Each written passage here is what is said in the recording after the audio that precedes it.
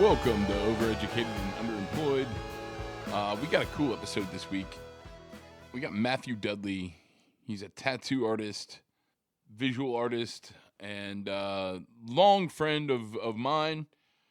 And also, he's a regular on his brother's podcast, What You Been Watching, who released their 100th episode this week. So make sure you check that out. I also want to remind y'all that you can pre-order Sloan Brothers' new EP. There's a link in the description. They did the theme song to this, so thanks a lot. Check that out. The new single's awesome. I also want to tell y'all about some upcoming episodes we got here. Got John Neff. We've got Jason Thrasher. We've got Sam Lipkin. We've got Mary Joyce. And we've got Jim Chemo West from Weird Al Yankovic's band, the guitar player and music programmer. He's also a Grammy Award-winning slack key guitar player. So we had a great talk. I've got a bunch of episodes coming for you to round out this year. So go ahead and hit that subscribe button right now. And without further ado, here is my interview with Matthew Dudley. Check it out. I'm here with Matthew Dudley. Hello. He is a visual artist of many mediums and also someone I've known a super long time. We played on flag football together. That's right. Yeah, Yep. Your dad was our coach. Yeah, that's how we met. That is true. And that was like 35 years ago. Yep. But since then, Matthew has blown my mind constantly with the art that he makes. Thank you. And I'm really excited to sit down and talk to you about it. Cool. Because honestly, I'm going to ask a lot of questions that I genuinely don't know the answer to. That's fair. Even though I've known you a long time. Yep. But if I do my job right, the audience won't know which ones I do know and which ones I don't. So that'll be great. But I'm gonna start with like a variation of the question I ask pretty much everybody here. And then we'll dive into it all. But what was typically, just to give you like a frame of reference, when I interview musicians, I ask them what the first song they remember loving as a child was. Okay. And that might be an interesting answer let for me you answer that too. first. Yeah. First song, outside of like baby stuff, Raffi and whatever like that. Sure. I remember one of my first albums that I got was The Wall. I'm a huge Floyd fan. I fucking love Floyd. That album's a little too much though. It's long-winded, but Dark Side of the Moon is like my favorite record. Yeah. Yeah, that. And my dad's a huge music guy too. Yeah, I've seen your dad at way more shows over the years. Yeah, than you. sure. But Animals is probably my go-to when it comes to Floyd. Yeah. But that Live at Pompeii thing is probably... They're mind-blowing too. Yeah, they really... And they knew it. Yeah. They really knew it. Well, and also seeing them over the years where they were doing the like Sunshine psychedelic thing, and then they moved, oh, acid is real, and it changed their sound, especially when Sid left. They're like, we got to cover a lot of bases and do a different thing now. Yeah. And they, at a certain point, they like realized the kind of the power that they had. I felt like in it. And I feel like they always wielded that power for good. Yeah, I think so. And I got into King Crimson recently-ish, and they're amazing. Yeah, for sure. They're great. I love... Oh, my brain isn't going to work today. That's fine. Do you remember what it was that first attracted you to Pink Floyd as a kid? I hadn't heard anything like it. Yeah. It's really one of those bands that you got to lay on your floor, smoke a joint, and put some headphones on. That's the only way to really get it. And it'll really change. It sounds cliche, but it really will change the way you listen to music. It's true. And I wish people would just pop an album on and listen to it all the way through, rather than the Spotify like playlist shit. You don't learn anything from doing that. I sometimes you do, but a lot of people listen to music, but they don't know artists and they don't know anything about it. And for me, it's really important to go backwards and look at the history and stuff like that. And I think songs can be, and usually, especially like when bands were recording albums, like those songs mean more in the context of the album than they do like and the time. Yeah. And drugs are a huge part of music too. And I hate it when bands stop doing drugs. I can't listen to Man, them anymore. when I like, as much as I think heroin is A probably a horrible. really horrible thing, like Yeah. Miles Davis, Yeah, kind sure. I've been of. trying to get into jazz recently, and I don't know anything about it. But I started getting into it because a lot of modern bands I like are jazz influenced. Like I listen to a lot of King Gizzard and Lizard Wizard. Hell yeah, yeah. I like a lot of stuff like that where it's improvisational. And I started working backwards, and I listened to Bitches Brew a few years ago. Fucking great album all the way It's through. yeah, that record's incredible. Yeah. Live Evil is another one of my Okay. favorites of his. Okay. From around the same time period, it's epic, man. It's Yeah. really good. And I know you're a Zappa fan too. Big time. Yeah. Yeah. I don't really know his catalog super well, but I appreciate what he does. I feel like there's not very many people that can know his catalog super well. Like, it's just like he put out over 100 records now.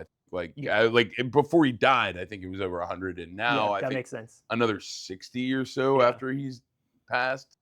And now that the vault's been open, it's just like, the floodgates are kind of it's crazy. Like they settled all the family estate and everything. And stuff like that is what I'm really into, not only in music but in art. Be prolific, make stuff, make bad stuff, make good stuff, make in between stuff, make stuff. Yeah. Make stuff and then throw it in a fire. I don't give a shit. Like, you know? Yeah. Just make stuff. Whatever. Fuck it. One thing I haven't heard you mention, but I think is interesting, and I think it's particularly interesting to me just because so many of the bands that I love, I got into this way, was the album art.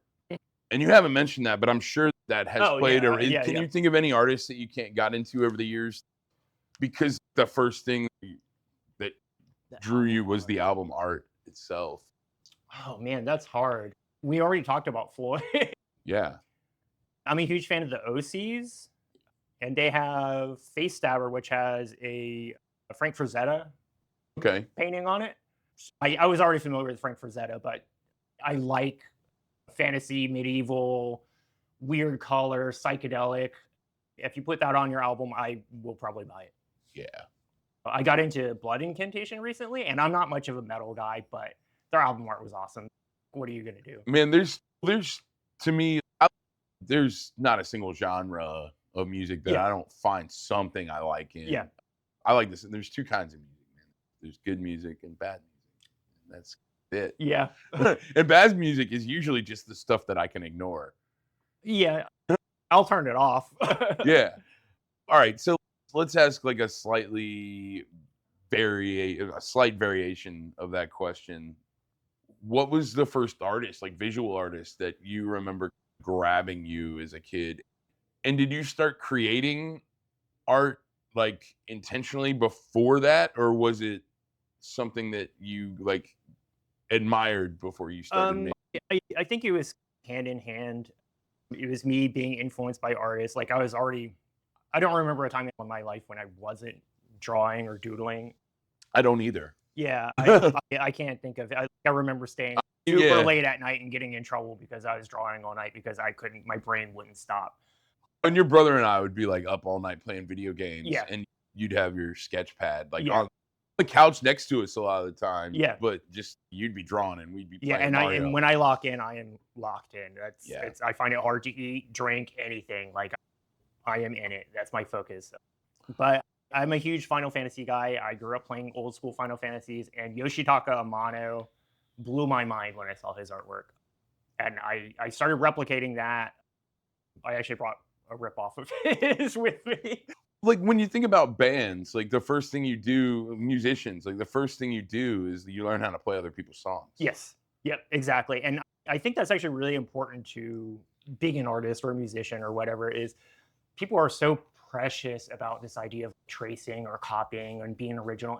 And your mother's a tracer. Yeah, the reality is that's funny. The reality is it's okay, it's fine. Da Vinci fucking traced.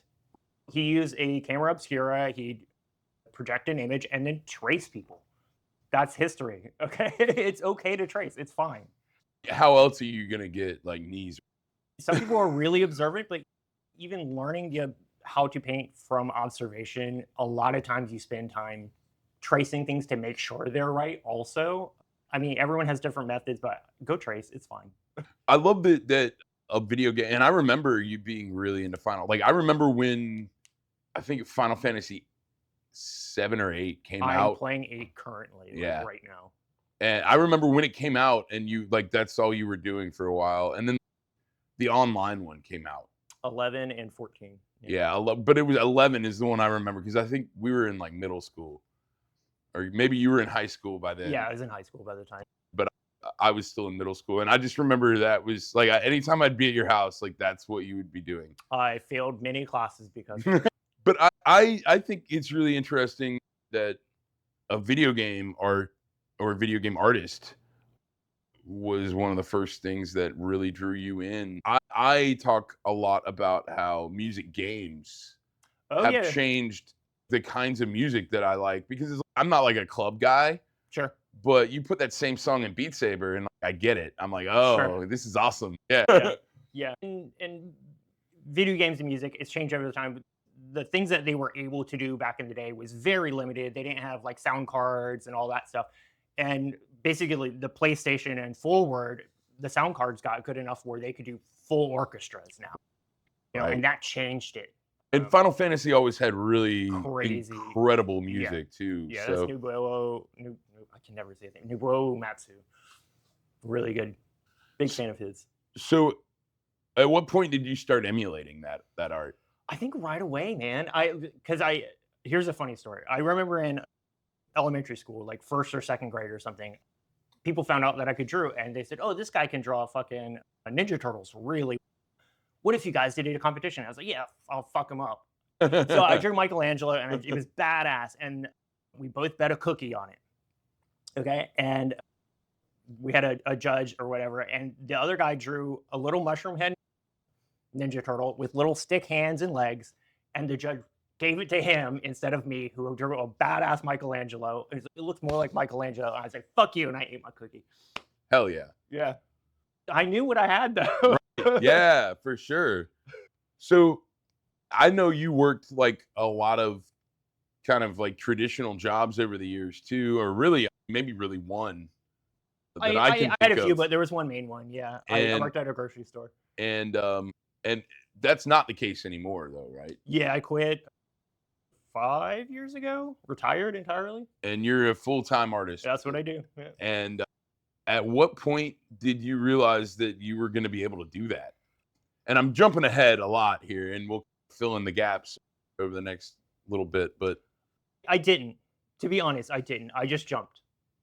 I was going to therapy. I was like super stressed out because I was working my ass off, and what I really wanted to do was draw.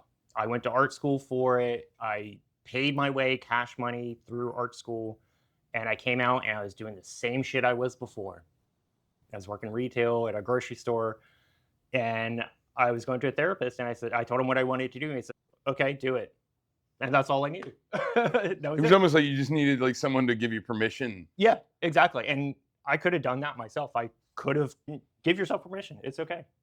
That's why we pay therapists too, right? Like and they don't give you advice. No, that's not their job. No, they ask you what you want, and then they tell you to go do it, unless what you want is really dumb. Yeah, that's the problem with getting therapy from ChatGPT, right? Yes. Like, because they're not humans, and they don't understand the human condition at all. And it's just like constant. They're like a constant yes man. Yeah, yeah. But it was nice to have a yes man in my life in that moment. And I think the paradox of being like a real artist is never really knowing or fully believing necessarily that, like, you might know that what you're doing is good, but like knowing that other people are going to see that is not necessary. And you like, even it sounds like even from a young age, like you experienced the fact that you knew what you had was like special. Yeah, it's getting other but the other people were like, fuck that, I want. The thing is, if you believe in you, and whether you do or not, pursue what you want. Do it no matter what people say. It doesn't fucking matter. What happens? Oh, you made something dumb or awesome, and no one sees it. So what? Fuck it. Go make stuff.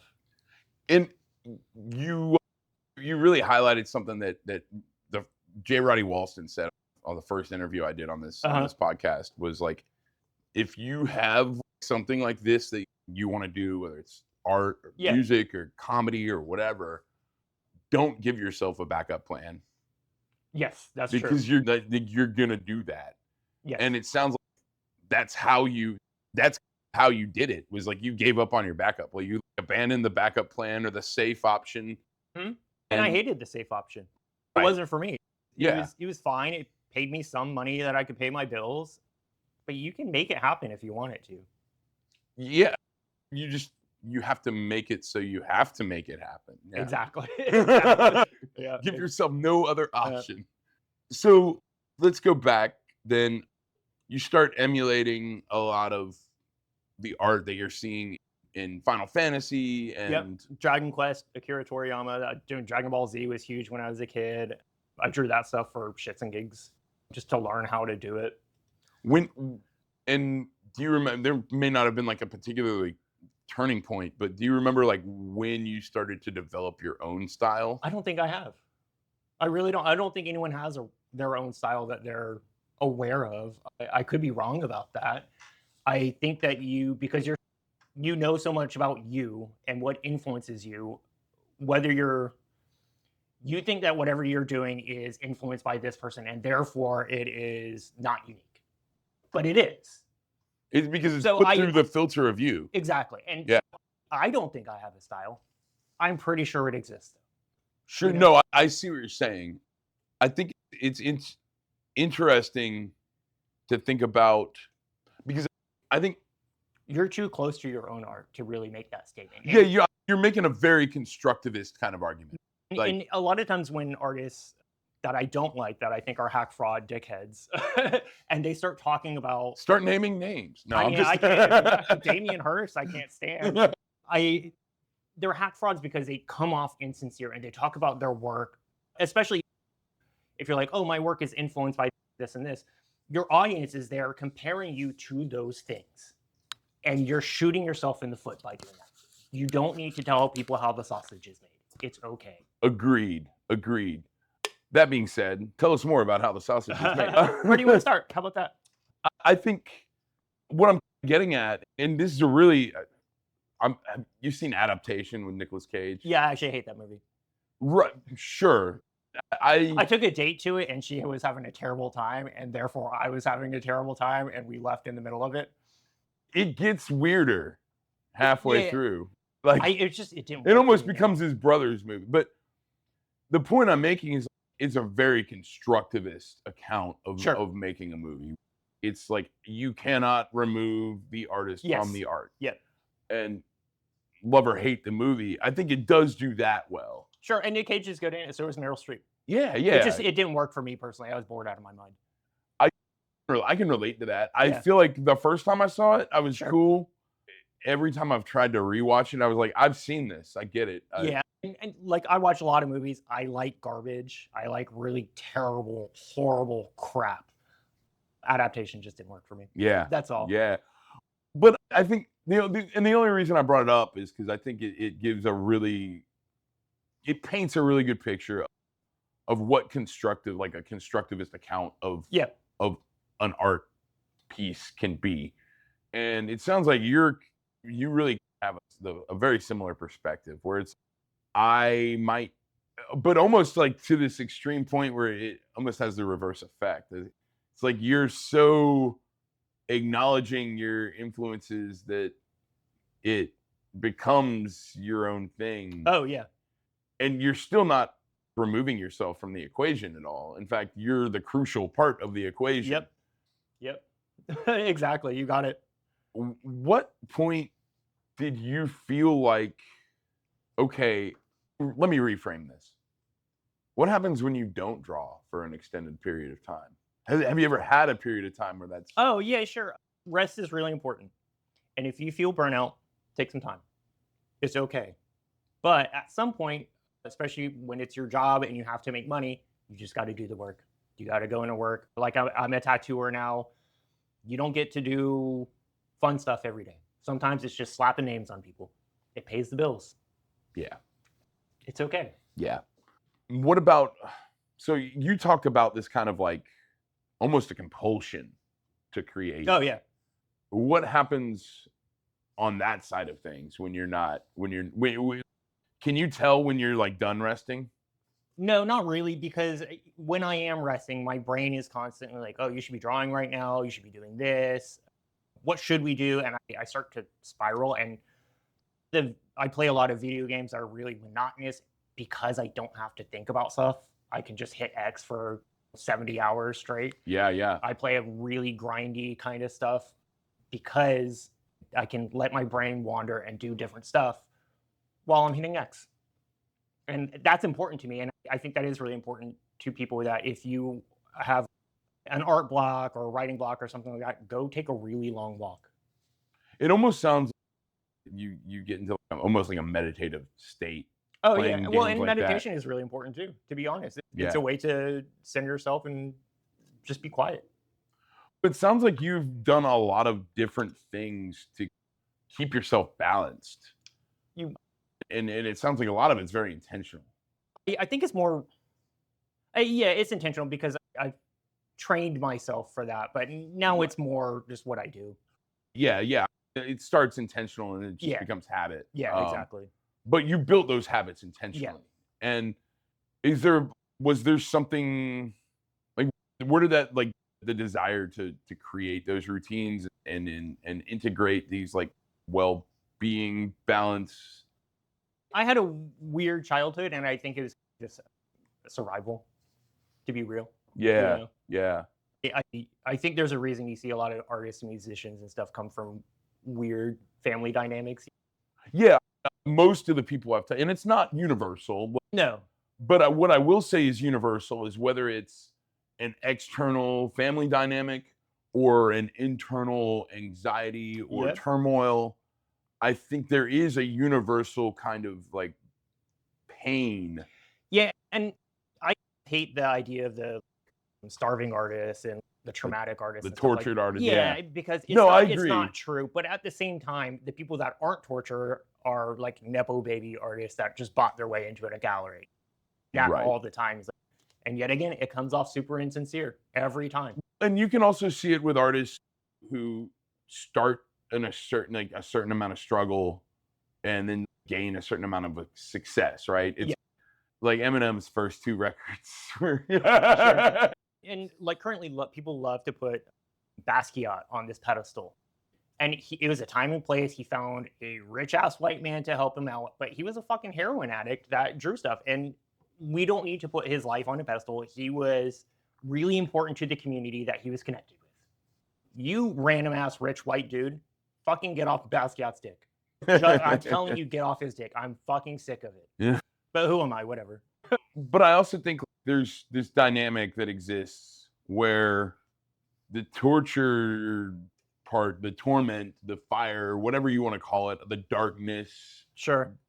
the thing that drives it is what makes it authentic. Yes. And that's what makes these nepo babies like, so it's so obvious when they're just, oh, I went to this thing and I like.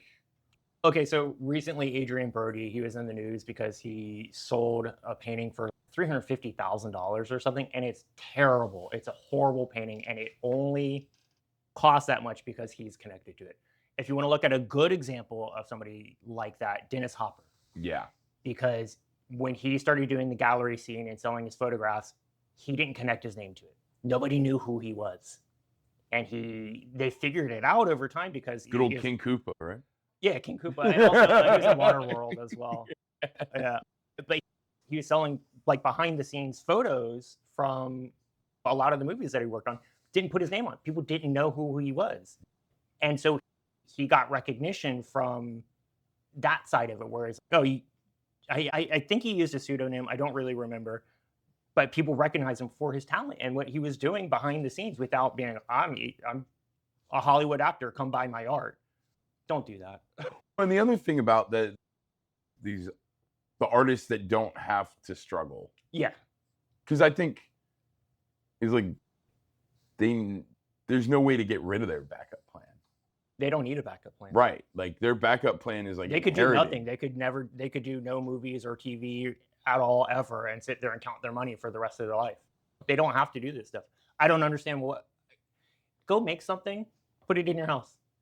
You don't have to sell it to the world. And like also what pisses me I off have a about couple of paintings that I'm terrible, but I have a couple Oh, of yeah. paintings I did over there in the corner that they're just up because they're mine, Yeah. and there's something I made. Yeah. And It doesn't things don't have to be commoditized and monetized and given to the world. You can have things for you. It's okay. And make stuff for you and then sell it. I don't like do whatever. I think you'll find more passion when you're not worried about your audience and what they want. And when you're truly doing something that you want to do, you'll either people get it or they don't.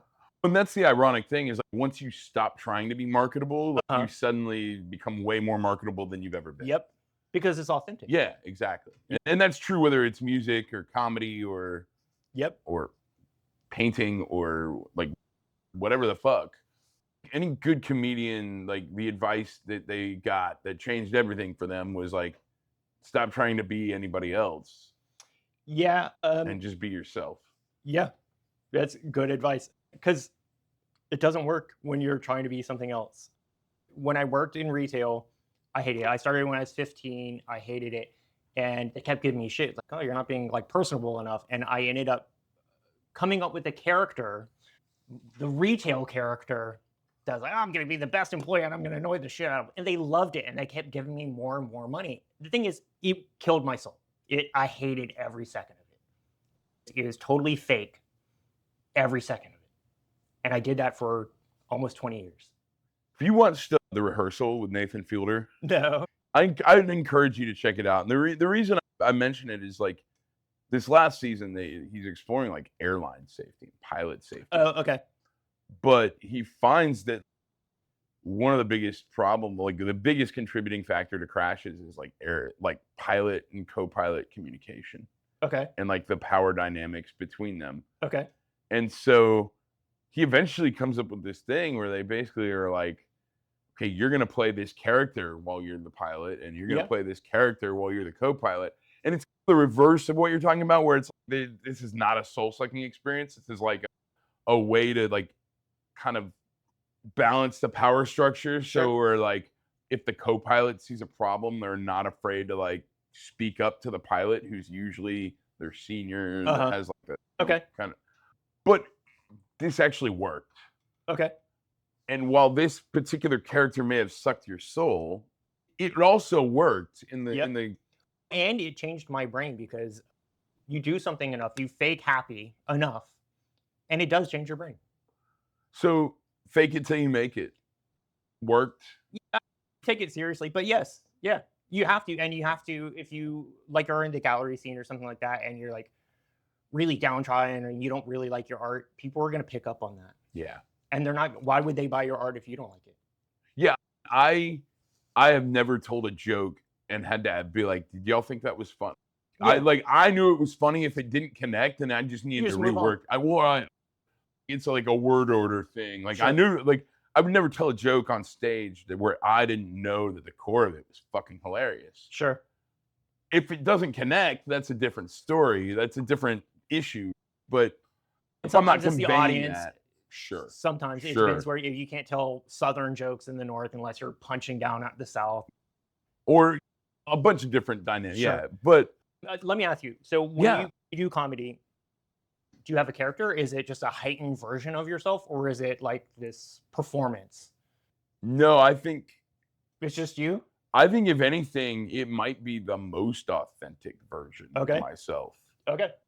Like I've admitted things on stage that I don't think I could admit in a regular conversation without being looked at as fucking weird. Okay. But like the context of being like, oh, the point of this is to tell a joke.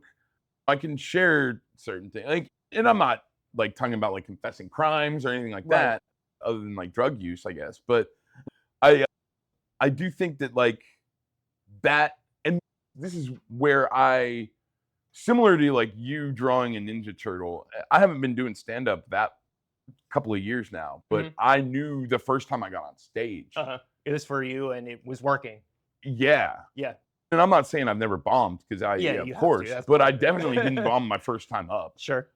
And part of it was I've done so many different things in my life over the years leading up to this that contribute. Like I don't feel Dave Chappelle got on stage at 14 and killed, and that's what he's always been. Sure. Whereas I feel like I just did a lot of shit in my life that removed a lot of the obstacles that a lot of comedians have to go through Experience. the first few years, Yeah. right? Where they're finding their voice, they're getting used to like public speaking or whatever, like all these things that, and so I got up there and I felt almost like I felt like I was myself for the first time. Okay. Yeah. And that was how I knew, oh, I started identifying as a comedian like after doing 3 open mics, because I was like, this is what I am. Okay. Like Fortune Feimster, like she said on the Blocks podcast with Neil Brennan, he asked her like, do you identify as gay or as a comedian first? And without any hesitation, she was like, I identify as a comedian. Yeah, sure. First. Yep. And I think that's what happened. Like the moment I got a taste of it, I was like, oh, I've found this part of myself that allows me to be myself. Yep. And I feel like that's probably what happens in a way to like most artists when things start clicking for them. Yeah, and even after it clicks, you can still struggle, and you just got to keep your head on, keep working. There's always another cave. Exactly. Like every cave is exactly. just inside another cave. Yeah. I don't know what that means, but I get it. The allegory. Allegory of the cave. Just like every time you leave the cave, you're just in another cave, looking at a new set of shadows. And eventually you'll leave that cave and things will get a little bit more clear, but always another cave. And when I found tattooing, because I did the studio work thing, got a degree in that. I worked in a museum for a while, and I almost went into museum studies. That's what I did. Did you? Yeah. Okay. And I realized it was too stuffy for me. Yeah. I came at it, I was like I'm a historian of science. Oh, okay. I have an art history degree. And I was the only person in there that wasn't an art historian. Or an information science major. I was the only historian of science. So, but it was cool. Like a lot more after me went into it. Like 4 or 5 other people from my program ended up doing it just in the following years. But that's cool. And like one of them works at a science museum up in North Carolina. And that's cool. I worked at the museum in Gadsden, the Gadsden Art Center. Yeah. I was an intern there for 6 months. Really crazy because it's a tiny museum, but we had Salvador Dali, we had a Picasso at a time. I'm a huge fan of, do you know the Florida Highwaymen? Yeah, of course. We did a whole show of that, and I handled all I actually did a show of reproductions on canvas so in the state capitol has a dozen or so original paintings that they commissioned for a calendar. Okay. Back 80s or 90s. Okay. And I commissioned I had to do a thing at the Florida State Fair, and I reproduced all 12 of them, printed them on canvas, and did another. It's the only other place that they're on display and anywhere is at the Florida State Fair down in Tampa. That's cool. And they're reproductions, but like I printed them on canvas, really nice. Yeah. And the originals are in the state capitol. Like, you can go see them. That's cool. But yeah, big fan of the Highwaymen for sure. Fuck yeah. And what's interesting about them, and like Bob Ross is from St. Augustine area originally. That style of painting comes from German Romance paintings, like Caspar Friedrich, who's one of my favorite landscape painters. And so basically Germans came over and brought this style of painting with them. And then in the 60s, 70s, 80s, the Florida Highwaymen, which were a group of black painters that were training each other. Yeah, they were all self-taught. They were self-taught and really fucking good. Yeah, incredible. They would throw all their paintings in the back of a truck and go down the highway and sell their paintings to randoms. That's why they're the Highwaymen. And they were so prolific. And there was like a dozen of them or something. Yeah. But when I worked in the museum, I had to like find a bunch of paintings, and we were trying to get an original Alfred Hare. So I had to call the Alfred Hare Museum in St. Augustine, and we had to try to get them. Never heard back from them. Oh, wow. But we had a bunch of other ones. It was great. And the Florida History Museum has a pretty nice collection. Yeah. And they did I actually feel like several of them are on display. Like, it's closed right now. Sure. My dad actually has a few Highwaymen. Oh, nice. Yeah, I'm gonna go steal them from him. Yeah. He's not using them. If you need a pair of gloved hands, I've got my archivist gloves in the back. Yeah. Cut them out of the frame. I would never do that.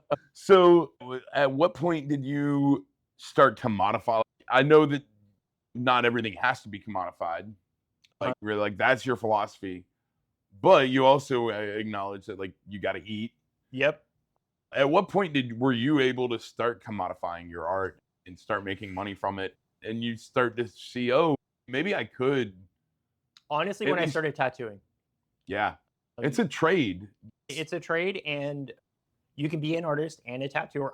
I view them as, I would say, separate. There's a crossover. There's a Venn diagram where they cross over. But just because you're an artist and a good artist doesn't mean you're going to be a good tattooer.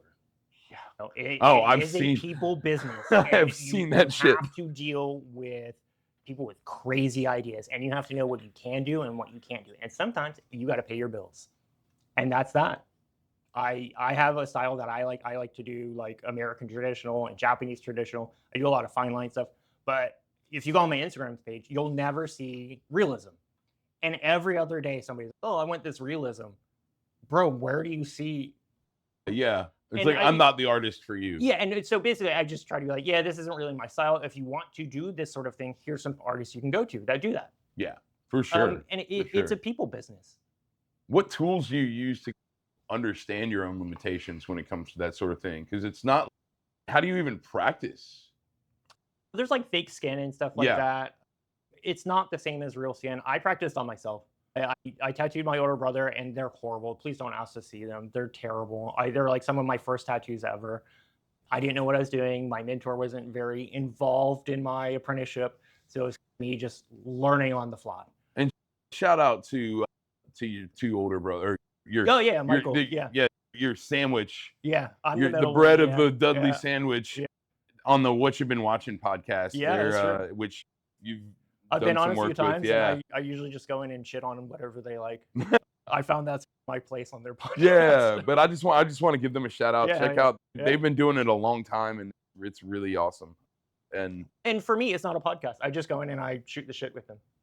To be honest, that's exactly what I'm kind of like. Yeah. I feel like I'm having an intentional conversation, but I'm still just having a conversation with people on here, and they are too. They're talking about a particular movie or show or whatever. We have very different tastes in movies. Yeah. If you haven't picked up on that. For sure. No, one thing I've always found about all three of y'all is that even people? Obviously, but but I relate to all three of you in like different ways. In different ways, yeah. And so Marcus and I we're the closest in age, and we've always been like the closest, but I've also always loved all three of y'all and always had like different little connections with each one of you where it was like, but they were pretty unique. Yeah. Where it wasn't where like all four of us were going to go do something together. Pretty or rare. Talk about something together or even usually like birthday parties and get to go. Yeah. Our families were friends too.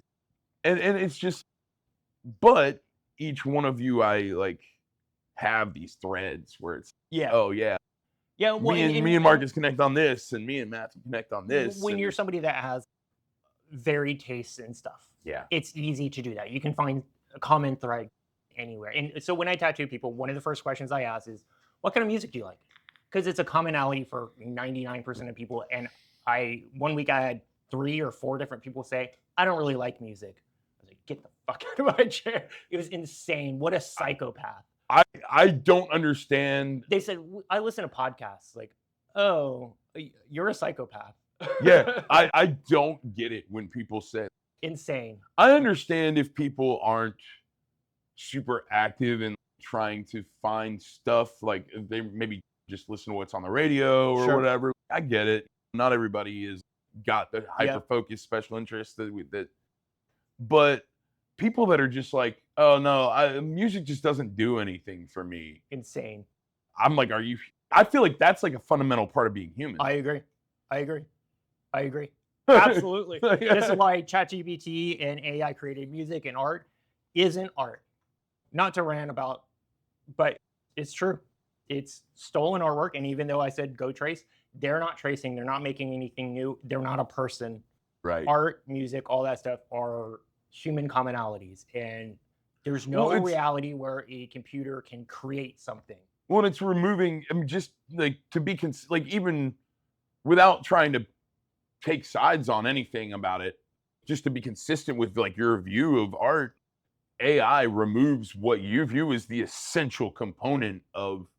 If you just pump all of your influences into an algorithm, it's not. It's I nothing. break. I honestly think like, I think I'm so all over the place. I just gonna be like, what? Is it this? No. What does the process of going from like being paper artist, canvas artist to a skin artist? What is that like? What is that process like? Like, let's say somebody out there really wants to do this. Okay. What are the steps to do it responsibly and like the right way? Oh man, all right. This is gonna get me some hate. This is the reality. Go get an apprenticeship at a shitty shop that hates you and abuses you. And I'm not saying that you have to suffer through the abuse. I'm just saying it's a commonality in the industry that the only people that take apprentices are dickheads. And a lot of people, they encounter that for the first time where they're doing their apprenticeship. It's, oh, my mentor's a dickhead. So, yeah, yes. Should you suffer through that? Learn as much as you can, and then get out of there. Yeah, There's nothing wrong with it. it's serious business too, man. You're putting things on people that are going to be there for the rest of their life. Yeah, and you have to have a thick skin, because if you can't deal with your mentor giving you shit, and I'm not saying that they should like literally abuse you or anything. They're dickheads though. So is the general public. Yeah, I mean, it's almost like a trial by fire. Oh, and I'm sure you know that from comedy. You got to get up there and bomb. And if you're the kind of person that says you've never done a bad tattoo, you're lying. You're absolutely lying. You're full of shit. Yeah, if I had said I'd never bombed, Yes. everybody would know that I was full of shit. Exactly. Exactly. And that's the reality.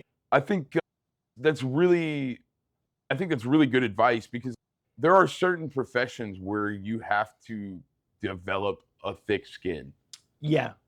and not every training program prepares you for that. And like I was saying earlier, I very often get people that are trying to enter into the tattoo industry and, oh, I went to art school, I'm a good artist. Yeah, you're a good artist. You should have no problem finding a shitty apprenticeship. And that's the truth. And a lot of people want to skip to the end where they're like fully developed. And so I'm part of the work is getting shit on. I hate to tell you that's the truth. I don't think you should have to suffer that. That's just the industry. I'm sorry. Most comedians would say a similar thing about like road work, like putting your stuff in front of different groups, getting it shit all over, learning like what works and what doesn't organically, as opposed to like sitting in your room with your sketch pad and then all of a sudden I'm gonna go tattoo people. Like sitting in my room writing my jokes and then all of a sudden I'm gonna go record an hour. Yeah, and that doesn't happen. Yeah, it doesn't. The same thing's true. I used to DJ back in the day. I started when I was 17. I did like weddings and house parties and events and stuff like that. And I was a bedroom DJ before that. And you're like, oh, this is gonna work great. And then you get out there and it doesn't work. You put two songs together that you think are gonna be bangers, and no one reacts. Right.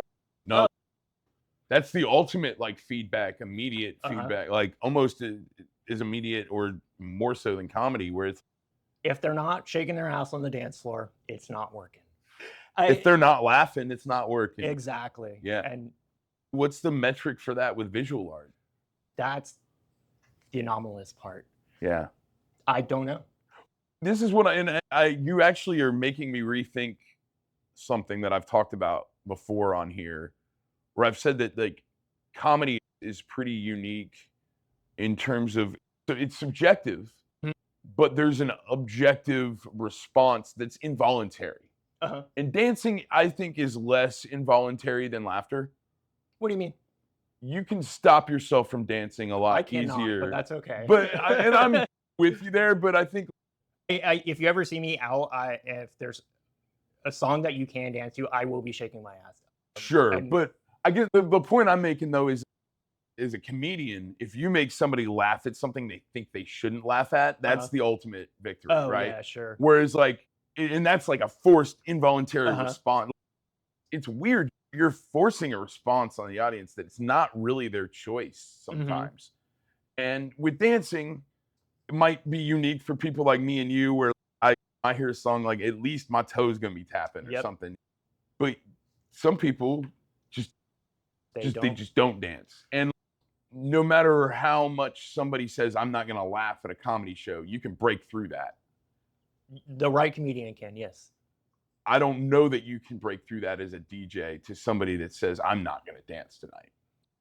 I guess that's the dynamic that it's a little less involuntary. Yeah, and the reality is some people are there to dance and some people are there to hang out.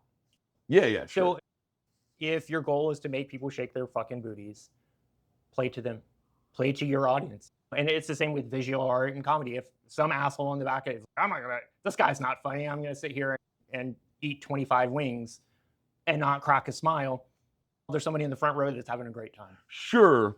I guess the point, so I think there's this like spectrum that we've tapped into here, where like visual art, maybe we'll just say visual art for the sake of this conversation is on one end. Back on topic. Yeah, visual art's on one end, comedy is kind of on the other, and DJing is somewhere in the middle, where it's like the response that you're trying to evoke from the audience is so much more autonomous when it comes to visual art, and it slowly becomes less autonomous. You get into DJing, like you're gonna get some people to shake their ass even if they're like maybe in a bad mood when they get there. But with comedy, the other end of the spectrum, like you can make the dude that's gonna sit there and eat 25 wings and not crack a smile.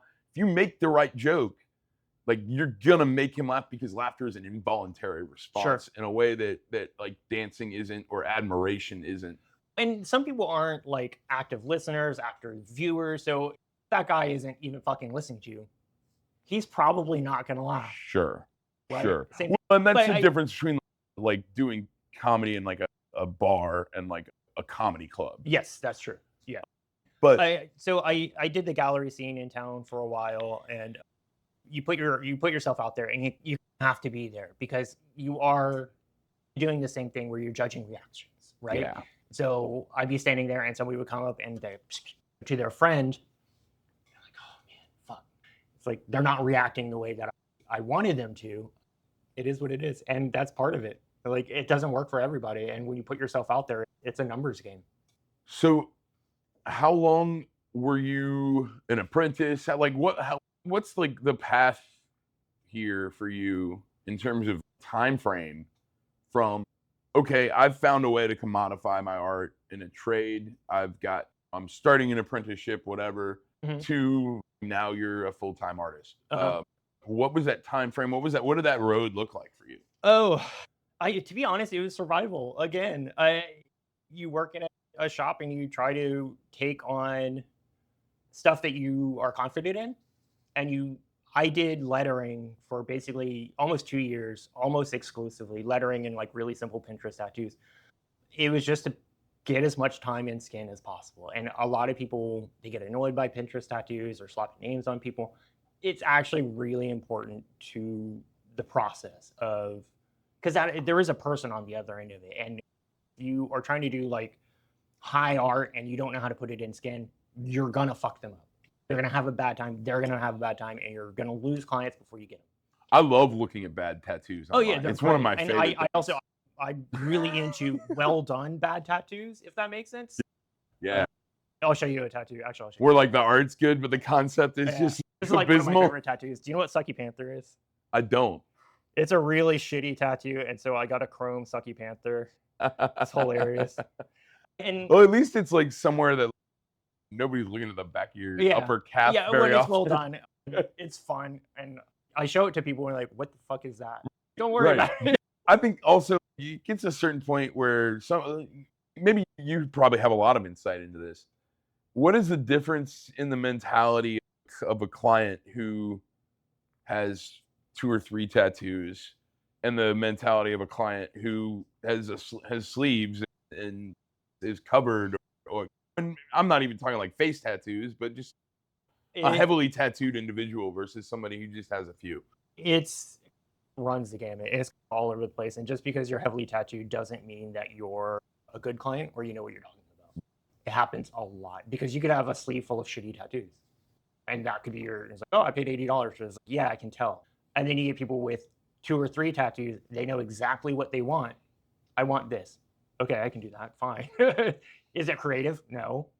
But you're easy to work with, though. And yeah, I like take I that want all day, block every day. lettering of this thing. Like, And a lot of people, they want a tattoo and they spend so much time thinking about it that they haven't bothered to actually talk to an artist about their idea. So they keep like editing things. Oh, I want this thing to represent my grandma with a line with blue eyes and like a clock to be like Memento Mori. it becomes a mural. Yeah, and it's like the lion clock rose. It's a trope now. It's a joke for tattooers. Right. Like, oh, I bet you want a lion with a clock and a rose. Oh, yep, there it is. You can tell the type too. And people come in and you're like, oh, I want this. I knew you wanted that before you even walked in the door. I could tell. Yeah. I used to be the same way at the record store. Like there's certain people I knew exactly what they were walking in to buy based on just like what had come out that week. I was like, oh, I know like 3 of the albums you're picking up. Yep. Yep. On the kind of the thread of bad tattoos, this is a 2-parter. What are some things that you would never tattoo? Like you would, whether you've encountered them yet or not, you would never do it. And then do you have a couple of things that you have said no to that might be fun to share? Oh, yeah, there's a bunch of things I say no to. I don't really think I'm very good at realism as an artist. Let me back up. And we can talk about your limitations as an artist. That's not the question I'm asking now. Okay. I'm asking like conceptually, or if somebody comes in with a terrible motif or an idea for what would you refuse a client, even if you thought the artwork was within your realm, you're just like, I'm not putting that on another person's. Obviously, things like white supremacy shit and all that. Like a lot of tattoo artists would never touch that. I'm not gang related, so every week, like, oh, this is a gang tattoo. I have a web on my elbow, and as soon as I got it, I heard somebody was like, they do that in prison. It's like, they do everything in prison. Though. Right, so right. And yeah. Are you wearing a Chicago Bulls jersey? Oh, yeah. You got blue on today? Yeah, so here's a funny story. I've made clients cry before. I'm not surprised. Because sometimes if you softball people, they'll walk all over you. And sometimes you have to have that hard line. I'm absolutely not doing this. You have to have hard boundaries in life, period, I think, to be successful. And, I think people get excited. So like, I'm getting a tattoo. And it's like, no, you're not.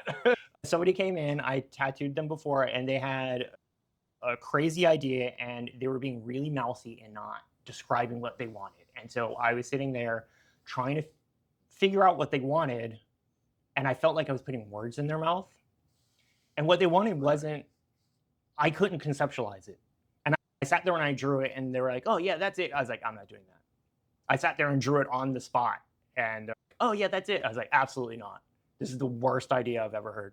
I told them it was strange, and then the next day I saw a Facebook post like, this tattoo artist said my idea was strange. I've never had a tattoo artist say that before. This is your second tattoo. What do you mean you've never had a tattoo artist say that before? And I walked away from that, and my boss was like, good on you for not taking. That was a terrible idea. I was like, I know. And then they went out and they paid $80 to some random dude to do it, and it looked exactly how I thought it would. Yeah. They were happy with it. And that's fine, but you don't want your name attached to that. I do not. Yeah. Do not. And just because somebody's willing to give a back alley kidney transplant doesn't mean you should get a back alley. Doesn't mean you should be the one to perform it. And some advice for people that are interested in getting tattooed: limit your ideas. You get 2 or 3 things in a tattoo. In a single tattoo, you get 2 or 3 ideas. I've never tried to put more than one idea into a tattoo. Really. Well, it can be loose. I don't know. I was inspired by American Werewolf in London for this, and I told him that I wanted the banner from it, and he didn't draw that. And it is fucking better for that. Yeah. It's badass. So let artists cook. Yeah. Go in with an idea, say, I want a wolf with an axe through its face and like a banner, and then he doesn't draw the banner. There's a reason he didn't draw the banner, because it's going to cover up the badass wolf. What's one of... Will you talk about one of the bad tattoos that you've given? Yeah, I can. So a lot of times people get excited about getting tattooed, and that they forget to check spelling. Yeah. So this dude came in and he wanted some Spanish phrase, and I don't speak Spanish. I said, hey, and he did fluently speak Spanish. I said, make sure it's spelled right, blah, blah, blah. He said, oh, cool. So I tattooed it on him, and then an hour later he calls and says, it's spelled wrong. What can we do about that? Nothing right now, man. Man, I have a tattoo in Greek, and I went to my classics professor and was like, that's the way to do a foreign language. Yeah, give me this. And I was like, and it's in all caps, so it's not even like grammatic. It's not how it would have been written. But it's what I wanted, and it's accurate based on what I wanted. And that's what I went to me, and I was like, dude, he just pulled up the font of Greek and typed it out for me and printed it, and that's what I took to the shop. Yeah, a lot of times people come in and they want Japanese, and they'll go on Google Translate, and there'll be like some biblical phrase or something like that. That's no reality where it's going to translate, and they'll type it into Google, and they'll put it on. It's like, I want this. There's no way that's right. And I try to advise them, go on Reddit, try to find somebody that's can translate what you want for you as close as possible, because I doubt this says what you think it says. And I want it. Okay, whatever. I did my due diligence. Yeah. You're like, I'm not a linguist. I'm not. That's not my cards. So what are some of the things that you would like if you could go back and like redo some stuff? What are some lessons? Maybe let me couch this a little differently. What are some lessons that you've learned over the years that might help a new tattoo artist or somebody or a new artist? Because I think it is pretty rare to, not that there's not a lot of tattoo artists out there, but I think it's pretty rare for someone to just be like, okay, this is what I have to do. I'm gonna do it, and fuck everything else. I think there's a lot of people out there that have that burning desire, but they don't know how to go about it. The desire is the first step. That's it. If you got that, take the leap of faith. Put yourself out there, and like every other day, there's a new apprentice, there's a new tattooer in town, there's a new shop, which means there's tons of opportunities for you to learn. You're gonna have to go out there, put yourself out there, and get shit on. It's okay.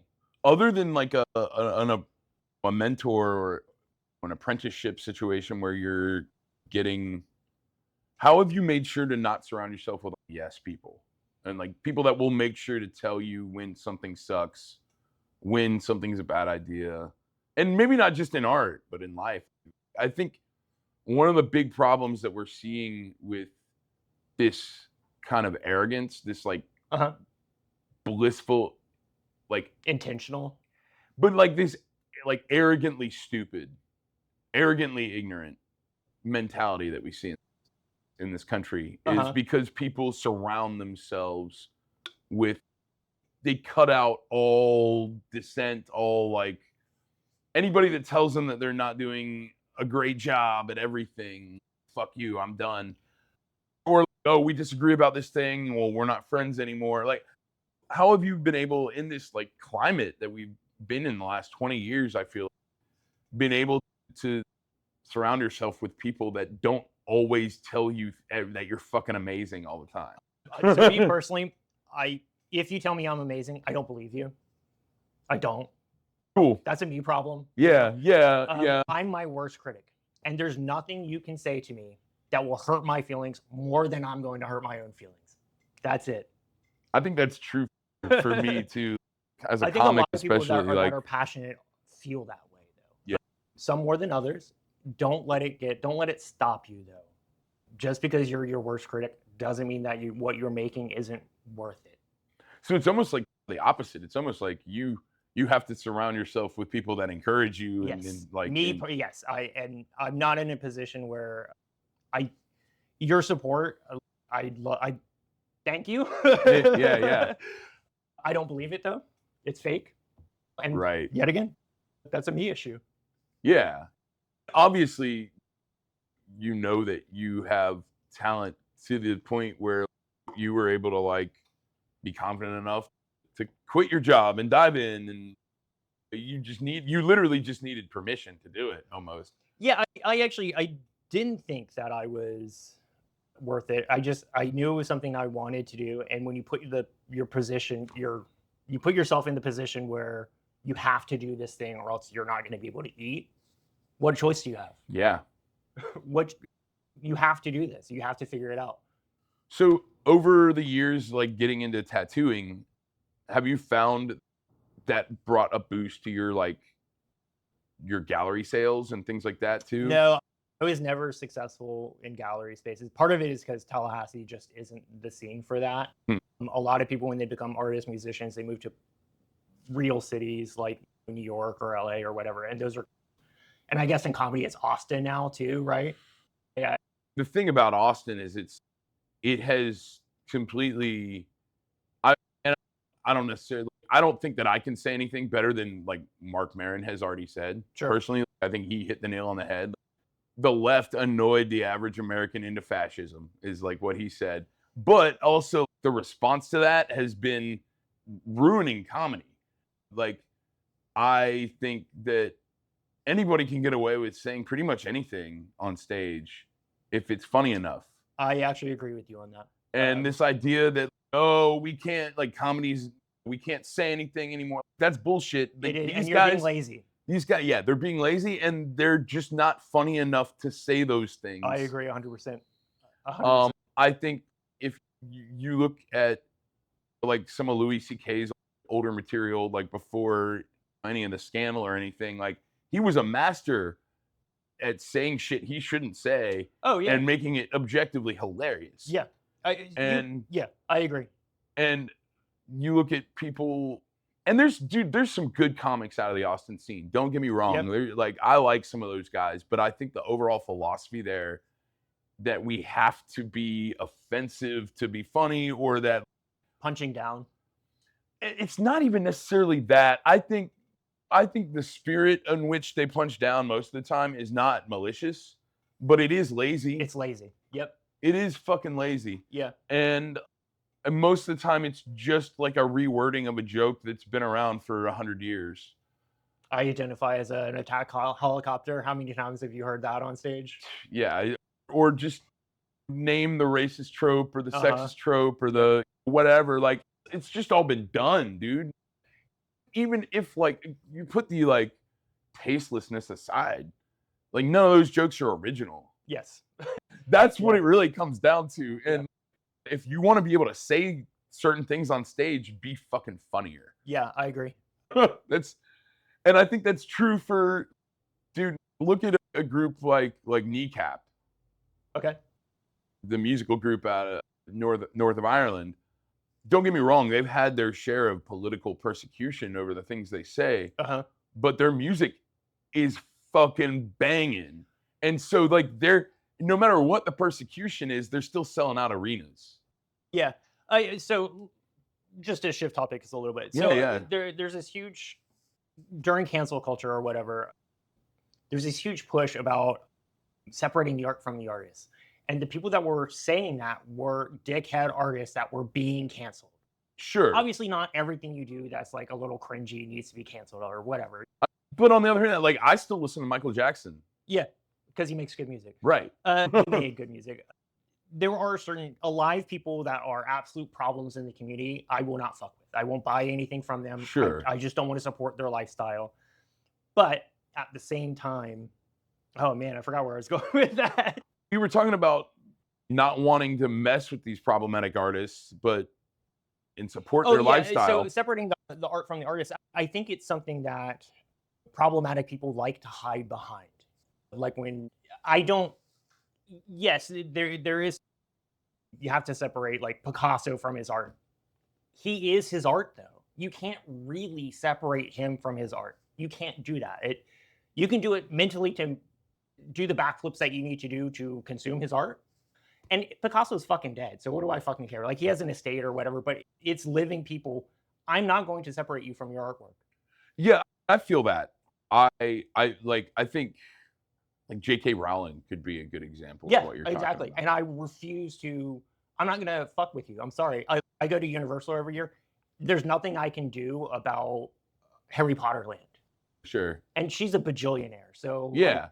It's past the point of my control, but living people that are fucking problems, stay away from them. And you don't have to separate their art from the artist.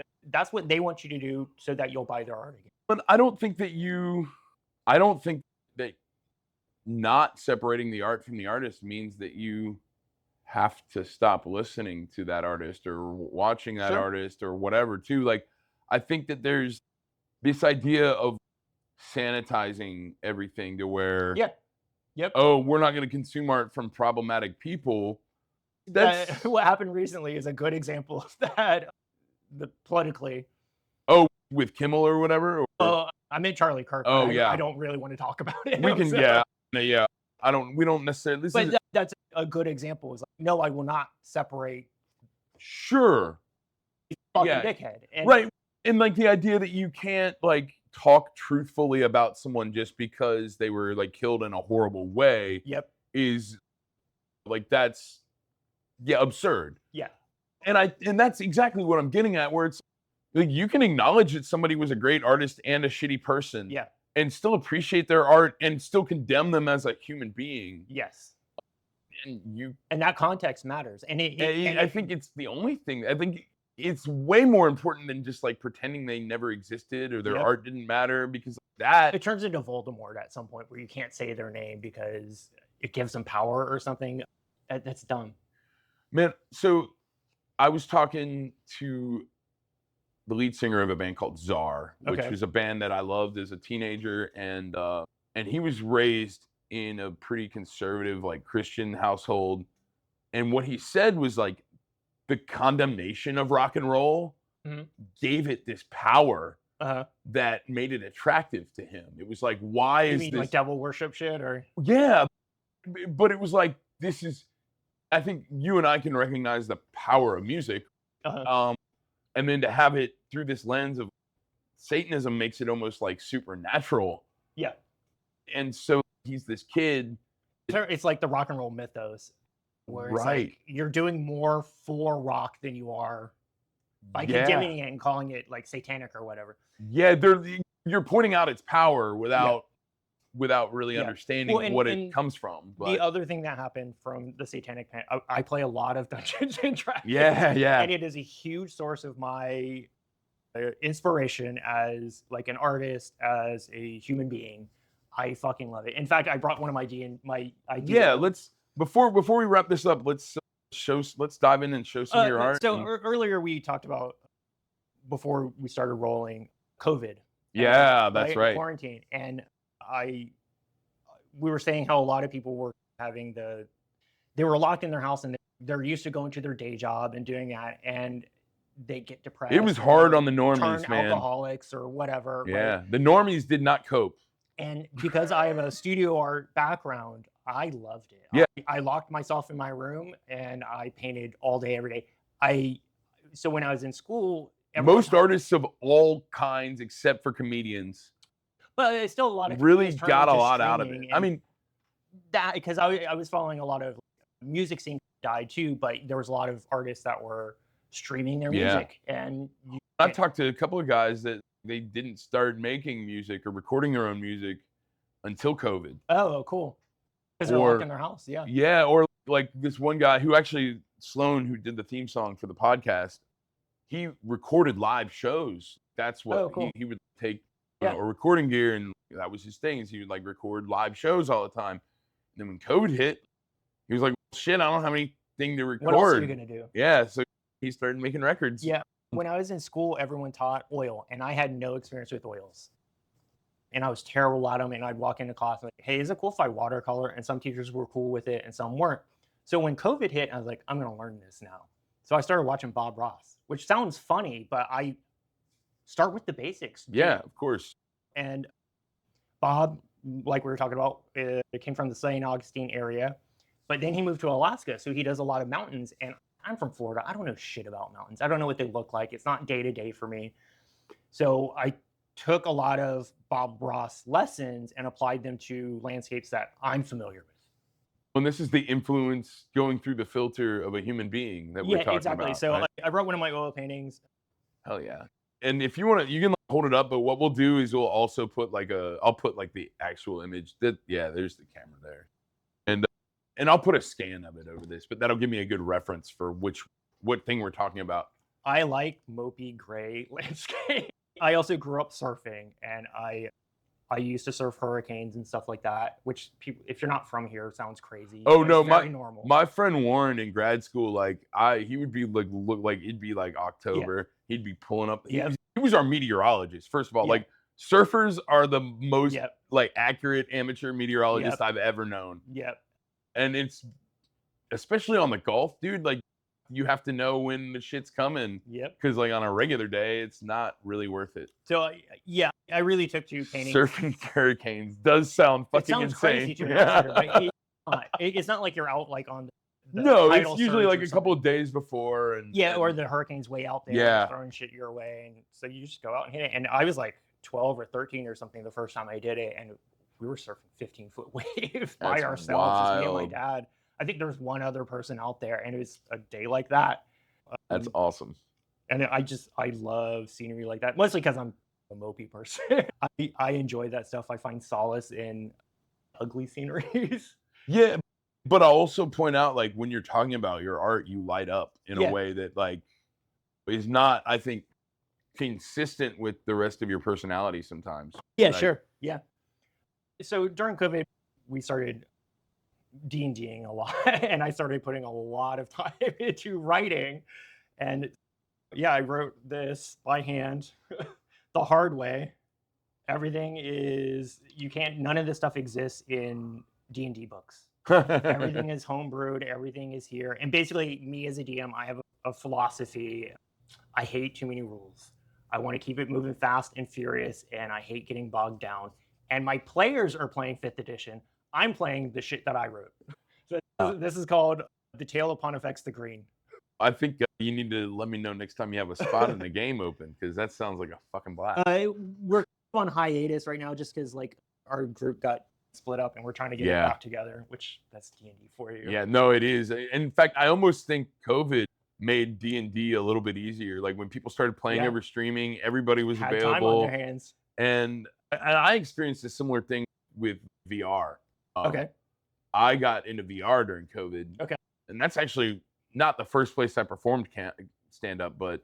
Okay, cool. I was watching like VR DJs and stuff like that. Yeah, and I was an observer and not like a participant or anything. I just find it weird to hit the... There's a whole click app to dance or something. Like, there's a whole app that literally gives you like CDJs and everything.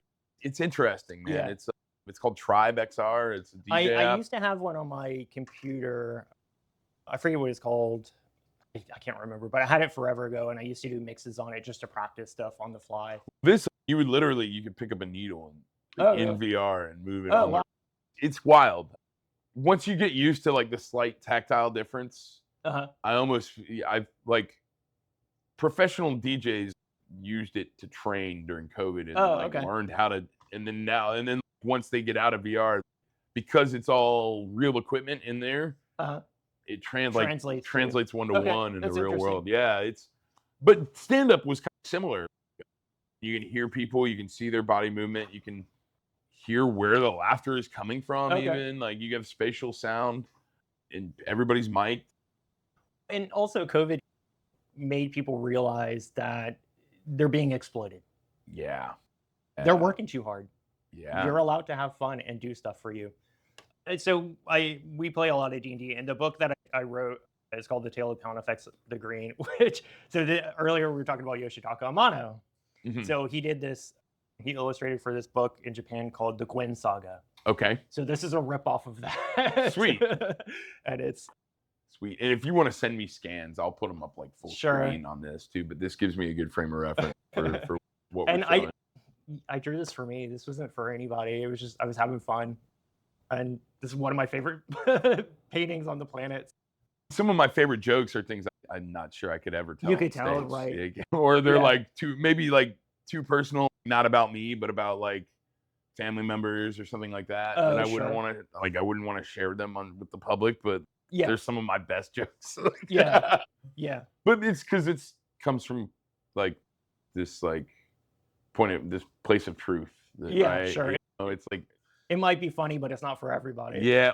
or it wouldn't be fair to the person that it's about, Right, or yeah. something like that. Like, even if it's not punching down on them, it might just, the premise might reveal too much information about somebody. Hurt some feelings. Don't really want to hurt. Matt, this has been awesome. Matthew, do you? Actually, I don't care at all. Okay, yeah. I got to thinking, I'm not sure that I've ever been one or the other with you either. Yeah, Anyway, I feel like my parents always cared more than I did. Yeah. Is there anything you want to talk about or share before we wrap this up, man? I feel like I know that you and I could sit around and talk for hours because we've done that before, but I don't want to cut it off without something that you really wanted to talk about here either. Because I don't know. I just brought some artwork. I thought you might want to look at it. Yeah, man. Let's go through it. And do you have a website where people? I don't have a website anymore. I took it down because it wasn't like doing anything for me. I'll get there again. Yeah. So I did this in school. But people can find you on social media and reach out.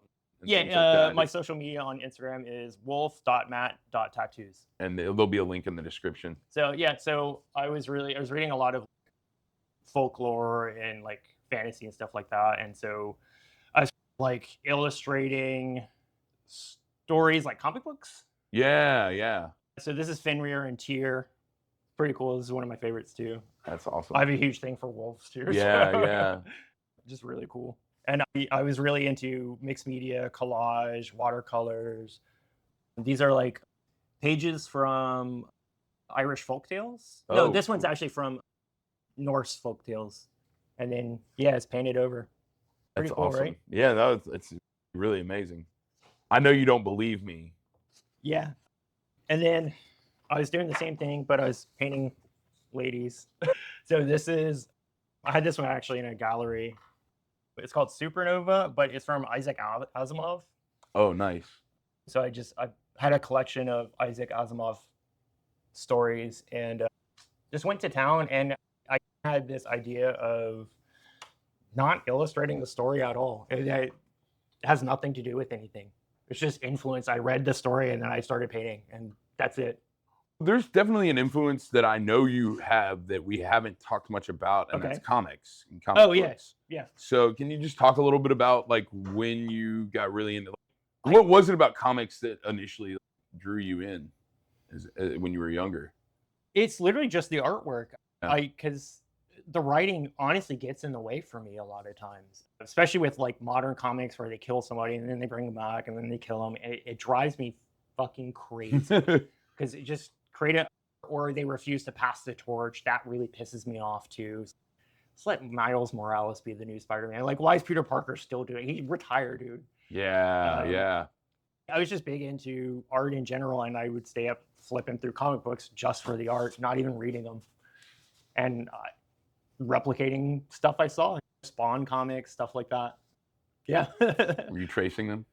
Sometimes, yeah. I keep referencing Chasing Amy, by the way. This is what we keep, which is actually a movie that we watched as kids together, which is probably why I keep thinking of it. But there's a great scene in there where one of them is inking and one of them is drawing, and it's a whole... this is like a thing in the comic. Is this like a real rivalry in like comics? I don't think so. I think a lot of pencilers know that they have to have the inker, and the style of the inker determines a lot of things because pencilers are loose. So the ink brings everything together, creates a cohesive style, depth and shading, all sorts of stuff. Yeah. And whoever your inker is, you got to trust them. And a lot of pencilers don't, and they ink it themselves. So if you were to write a comic book, which would you consider yourself, a penciler or an inker, or would you just do it all? I think I would enjoy inking more than penciling, to be honest. I've always taken to inking and practiced at it a lot when I was a kid. I think I'm okay at it. Nice. Drawing a comic, there's a lot that goes into it, like the flow of frames. When the frames don't work, it's hard to read. Yeah. I'll be honest, like it's a medium that I've always struggled to follow. Yeah, it's difficult. Yeah. Like I've always loved comic art. And a lot of the comic book artists that I like don't bother with classic comic book storytelling. Like I'm a huge fan of David Mack, Bill Sienkiewicz, Klaus Janson, stuff like that, who don't really rely on classic comic book frames. Yeah. That's what I like. When you first got into comics, did you even care about the story at all? Not or really. you were just looking at the art? No, it was occasionally I would read a series. The problem is that they would disappoint me at some point. Yeah. I remember I was reading Death of Superman, and I was like, yeah, finally Superman's dead and we can move on with our lives. And they started introducing like Superboy and Man of Steel and all that stuff. And then 6 months later, two blue, yellow and blue Superman showed up, and then they like fusion danced together and became Superman again. And I threw all my comic books out. I was so sick of it. I was like, get out of here. And did it look cool when they fused together? What else you got here? Ladies. I just like painting women. It's really that simple. Yeah. Get permission from the models before you paint them, though. Yeah, that's a good idea. There's always just that dude in the park with the sketchbook. Yeah, don't do that. Don't be that weirdo. And I really, really fast painting where it's just like the essence of the thing and not realism at all. You're really just like catching a moment. Yeah, and I did real life painting in school and stuff like that, and you don't have time to worry about every detail, especially with watercolors, because it's going to bleed together. You got to take after you put a layer down, you got to walk away. You have to. You'll fuck it up if you don't. Yeah, dude, this has been awesome. Yeah, it's fun. Is there anything else you want to share before we get out of here? I think that's it, man. Yeah. Thanks for being here. Thanks for sharing all the things, man. This has been great. It's always nice to talk to people in this setting that I know really well, because I get to find out about things about you that I don't know that I would have ever talked about with you, just like hanging out in the backyard. And also, fucking congratulations on doing the thing, making it making it work, man. Like it's really fucking hard to do, and I don't think when you're in it, I don't think you realize like how rare it really is either. Yeah, I wish it was less rare. And so a lot of times people come to me and they say, "Oh, I can't draw a stick figure." Yes, you can. Do you want to draw a stick figure? Do you want to draw something cooler than that? You can learn it. I promise you, you don't. I get really annoyed when people say talent and they talk about their grandma or something and how they inherited it. It drives me crazy. It's really insulting to me, in fact. Yeah. I put a lot of time and effort and work into learning and researching. And you can have a predisposition to be more successful at certain things than others, but no matter what, if you don't want to do it, you're not going to get better at it. Yep. And if you don't put the work in, you're not going to get better at it. So if you want to learn how to paint landscapes, go watch Bob Ross. If you want to learn how to comic book, go copy Jim Lee. Yeah, it's okay. And if you sit down and it's just not working, then you probably don't want to do it that badly. If it hurts, if it's that, and sometimes art is hard to do, and it's work.